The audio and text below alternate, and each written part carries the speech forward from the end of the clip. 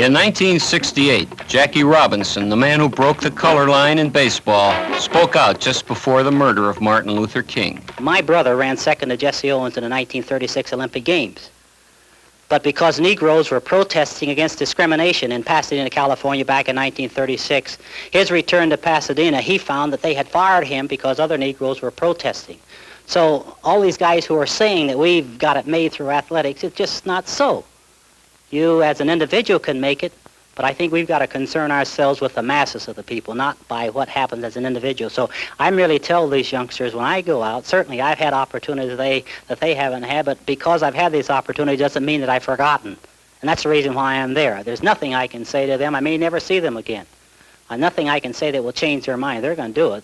They're going to go ahead and do it, like Martin Luther King in Memphis, Tennessee. We don't have a more influential leader in the terms of civil rights than Martin Luther King. But he went to Memphis, Tennessee, and all the talks about nonviolence just didn't work. And it's not going to work with these youngsters until people in positions of power here in Washington are willing to stand up and be counted. The very same way that leadership saved baseball back in '47. Because had it not been for the firmness of a Rickey, the firmness of a Ford Frick, or the firmness of a Happy Chandler, we could have had serious trouble in 1947. But those who would cause trouble were told in no uncertain terms that if you prevent or try to prevent Jackie Robinson, Negro, from being a part of this, you're the one that can be suffering, because we're standing by the Rickey experiment all the way, because Robinson has as much right as anybody here to play this great American pastime. President Johnson, whom I consider to be the greatest president in terms of civil rights here in this country, I'm not going to go much further than that, but in terms of civil rights, I think that he has done more than any other president in the history of our country, and I respect him greatly because I know 10 years ago what his position was as far as the Negro is concerned. But today he's done more than anybody else. He stood firm. If some of these congressmen who are so bigoted as to oppose a Thurgood Marshall, and in my view they couldn't carry his toilet paper, but they refused to allow him for a long period of time to become a member of the highest court in this country simply because they were bigoted. How can they influence our young people? All they do is make them get in the street and do a little bit more violence and have these kinds of problems.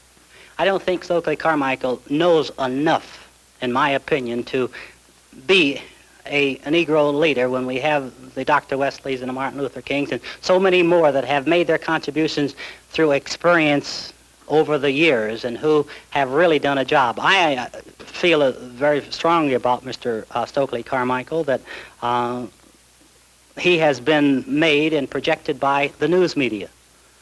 And I think in many instances has been a deliberate projection in order to project the extremists, in order to create the kinds of problems we have in this country.